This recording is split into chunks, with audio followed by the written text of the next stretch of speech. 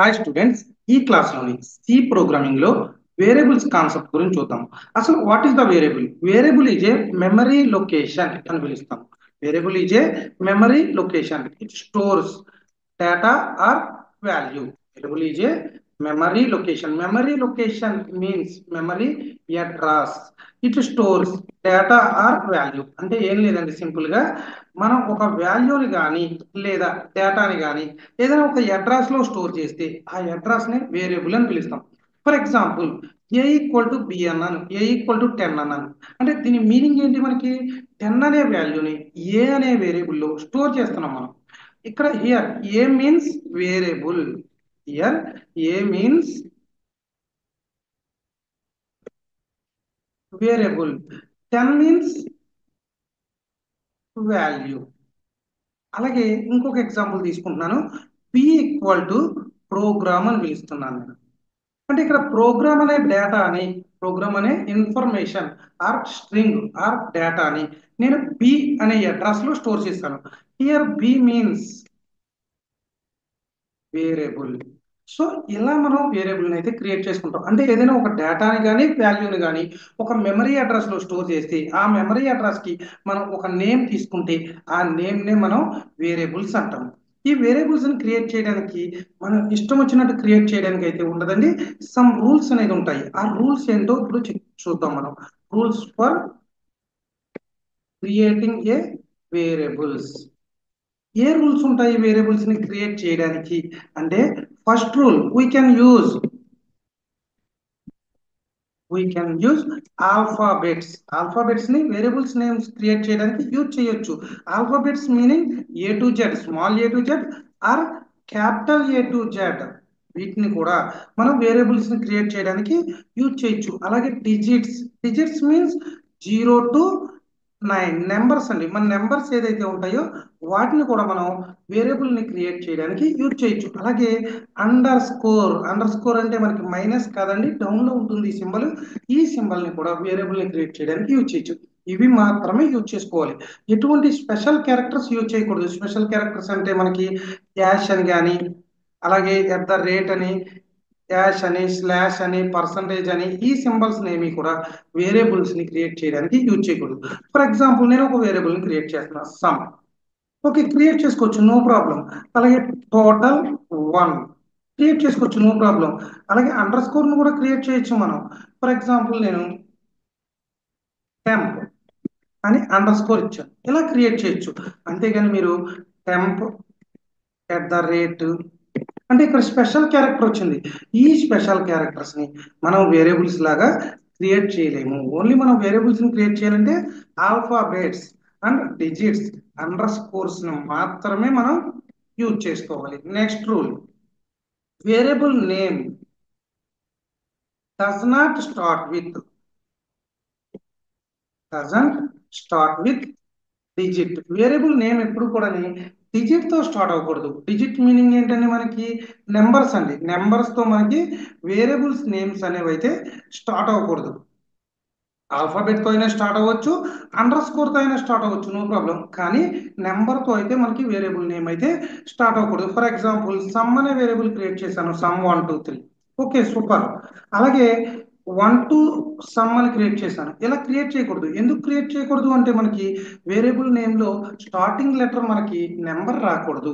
లేదా under score some అని create చేశాను, ఇలా క్రియేట్ చేయొచ్చు. అండర్ స్కోర్ తో మనం స్టార్ట్ చేయొచ్చు. బట్ స్టార్టింగ్ ఏంటి మనకి నెంబర్ తో అయితే స్టార్ట్ చేయకూడదు, డిజిట్ తో అయితే మనకి స్టార్ట్ చేయకూడదు.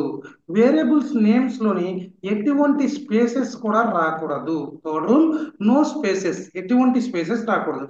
ఫర్ ఎగ్జాంపుల్, ఫస్ట్ వాల్యూ అని ఉంది, ఇలా క్రియేట్ చేయండి. Okay, super.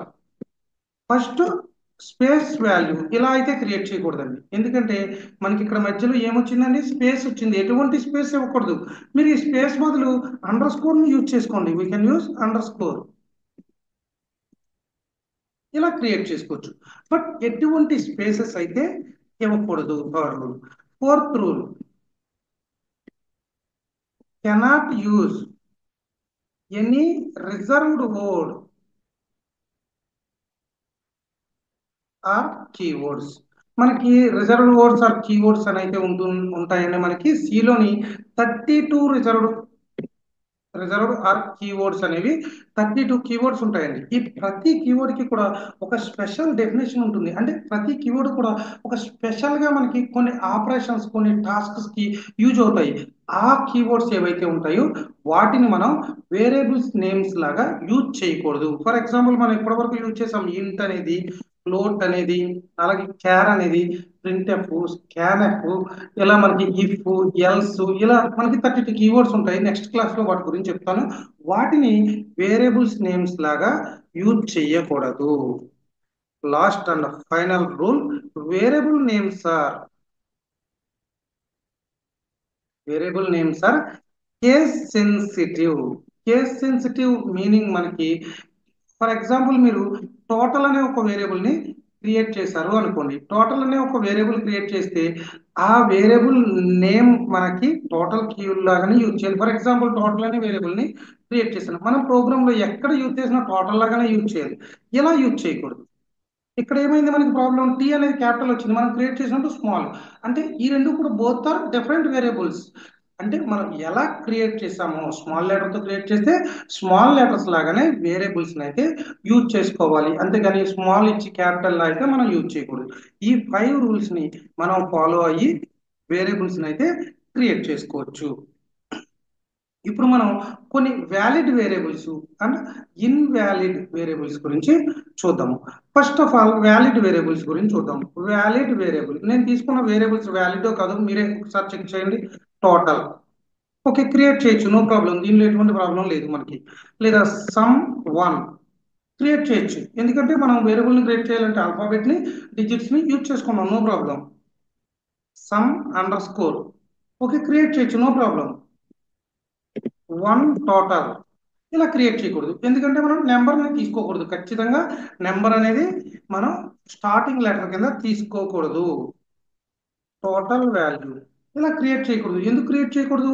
స్పేస్ అనేది ఇవ్వకూడదు. ఈ స్పేస్ ప్లేస్ లో మీరు అండర్ స్కోర్ని ఇచ్చుకోండి, నో ప్రాబ్లం. అండర్ స్కోర్ని ఇవ్వచ్చు, కానీ ఫర్ ఎగ్జాంపుల్ మీరు ఎవరైనా ఇలా ఇవ్వకూడదు.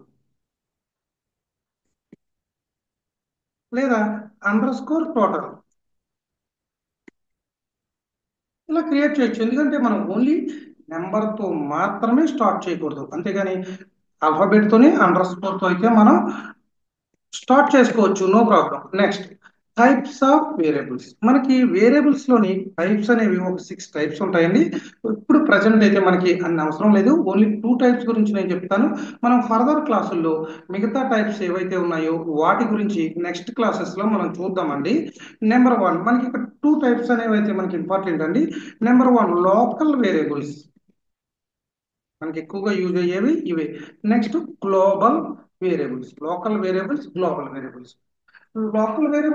వేరియబుల్స్ అంటే declared inside a function or a block. ఒక బ్లాక్ లో కానీ ఒక ఫంక్షన్ లో కానీ ఒక బ్లాక్ లో కానీ ఒక ఫంక్షన్ లో కానీ మనం డిక్లేర్ చేసే వేరియబుల్స్ ని లోకల్ వేరియబుల్ అంటాం మనం. Declare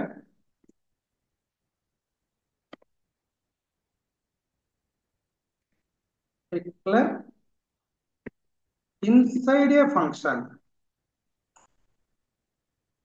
are a block. ఒక బ్లాక్ లో కానీ ఒక ఫంక్షన్ లో కానీ మనం డిక్లేర్ చేస్తే దాన్ని లోకల్ వేరియబుల్ అంటాము. అలాగే గ్లోబల్ వేరియబుల్ అంటే declare outside a function.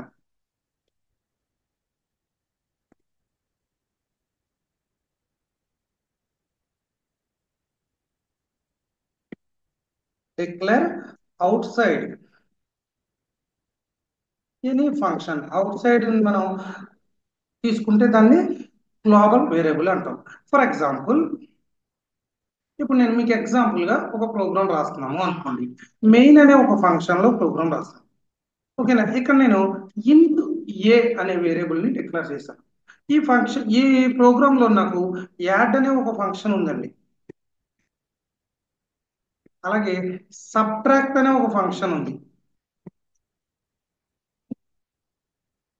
Add అనే ఒక ఫంక్షన్ ఉంది, అలాగే సబ్ట్రాక్ట్ అనే ఒక ఫంక్షన్ ఉంది మనకి, ఓకే.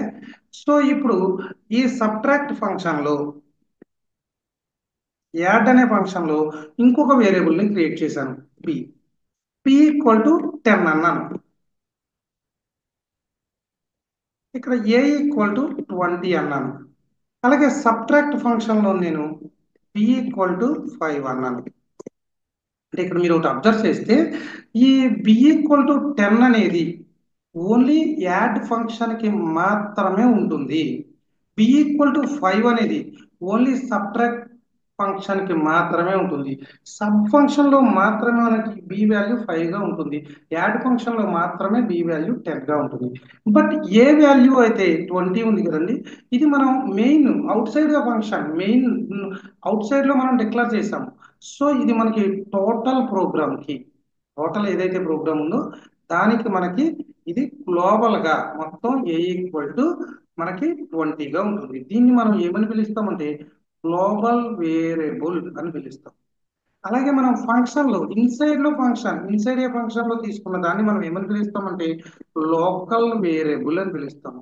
ఇప్పుడు ఇక్కడ సబ్ లో ఉన్న B local variable global variable local variable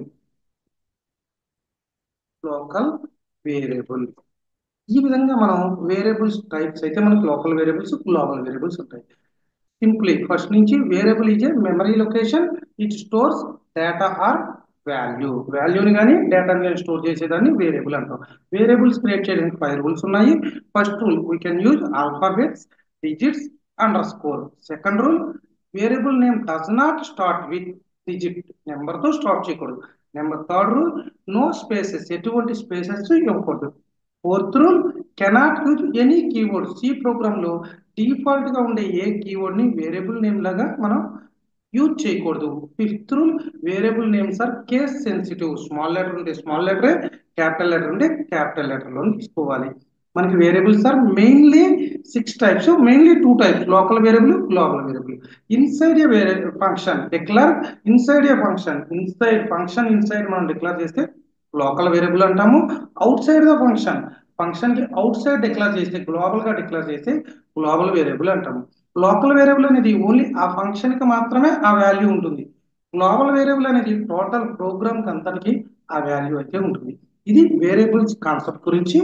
students explanation అయితే కనుక వీడియోని అయితే లైక్ చేసి ఛానల్ అయితే సబ్స్క్రైబ్ చేసుకోండి.